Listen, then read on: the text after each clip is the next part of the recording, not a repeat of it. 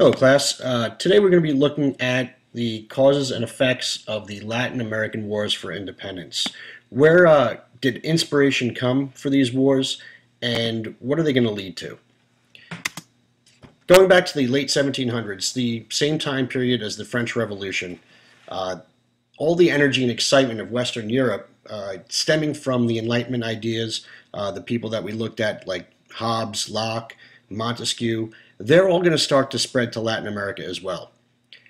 Educated Latin Americans, especially wealthy Latin Americans, are going to be sent to Europe to get education in universities and schools based on the Catholic Church and things like that. And they're going to see what's going on in Europe around them. They're going to experience parts of the French Revolution. They're going to see later on Napoleon invading Spain and their empire becoming weaker. And they're going to start thinking to themselves, well, if all of this is happening in Europe, why isn't it happening here? And one of the major causes of their discontent, why they are upset, is the social, racial, and political system that existed under the Spanish rule. What this system did was basically put all of the people, other than the people that came directly from Europe, in a less powerful position. They had to listen to everyone above them without having any control over their own destinies. They couldn't get jobs in government, they couldn't become high-ranking officials, and they really couldn't become wealthy.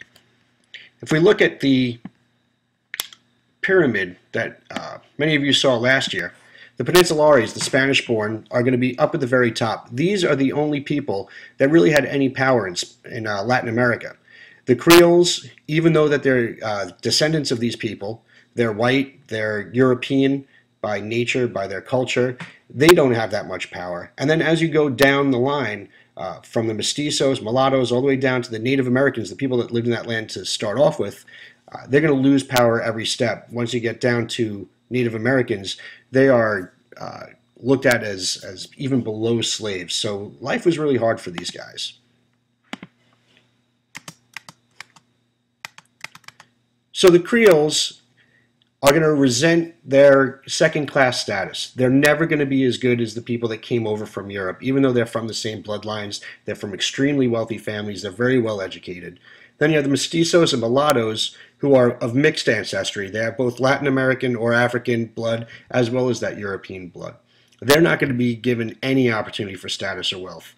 The Native Americans are going to be the worst, like I said earlier. And then, of course, they're the slaves, who are extremely unhappy with their conditions in the sugarcane fields of Latin America and the Caribbean.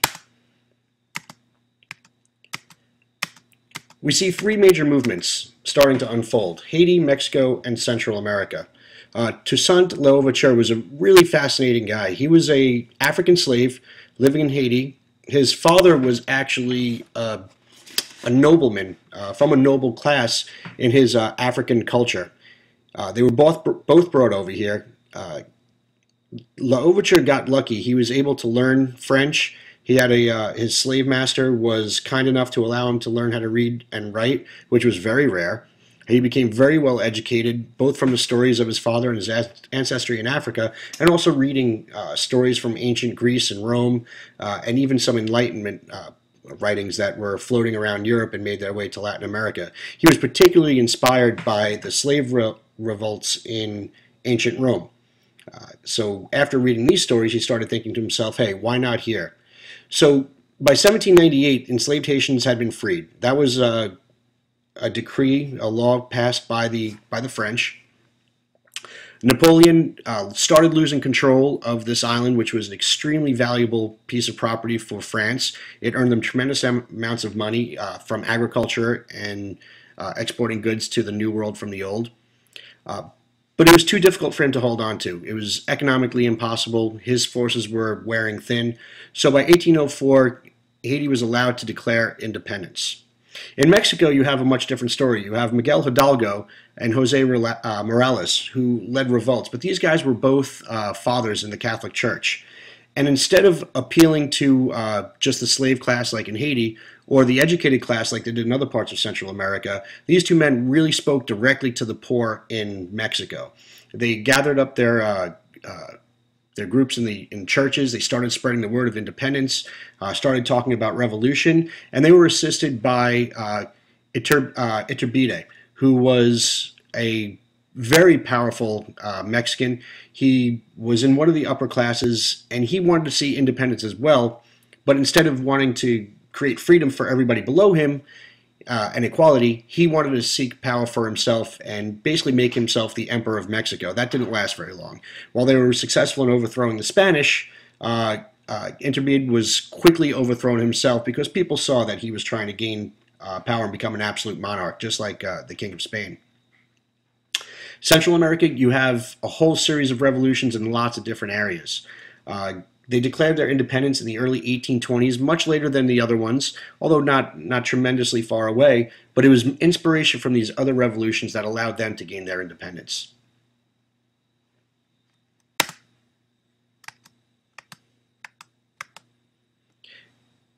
In South America, Native Americans had rebelled against Spanish rule as early as the 1700s with limited results.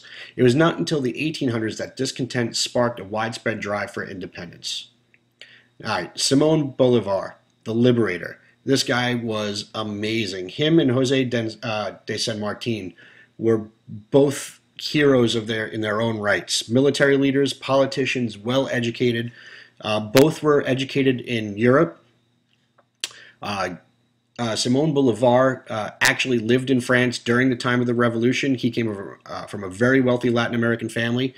He had a French tutor that he worked with full-time when he was in France. So as the French Revolution was unfolding, he was there watching it and reading the writings of the Enlightenment thinkers that inspired the revolution.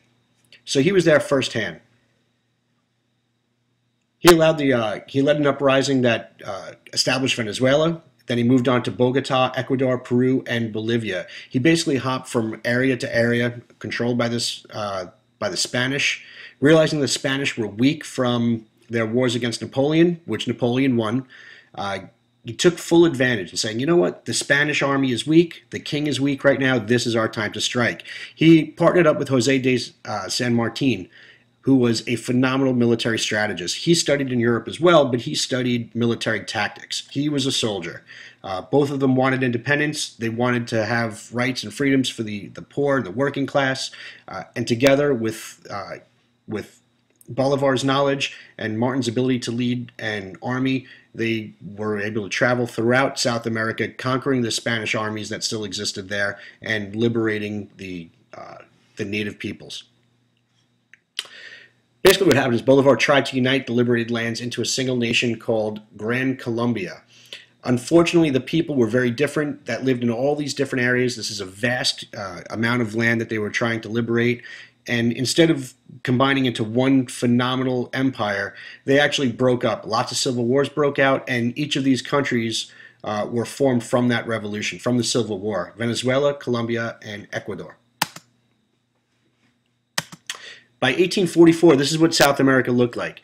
You had all of this area here was strongly controlled by the Spanish, and this is the area where Simon Bolivar and San Martin traveled from what's now country to country, conquering the Spanish, liberating the people, and trying to create independent nations. So you can see from the colonial period where every bit of land here was owned by the Portuguese and Spanish to 1844, within about 50 years, you have independent nations building up everywhere in South America. The Spanish and the Portuguese are gone.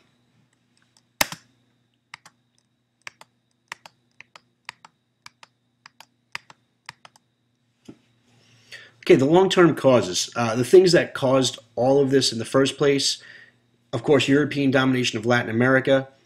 People were not happy with the Europeans being in control of their homelands. Spread of Enlightenment ideas. These thinkers that came from the Enlightenment had amazingly huge impact on the entire world. Their writings after the invention of this, because of the invention of the printing press, spread everywhere. The American and French revolutions were also a big effect.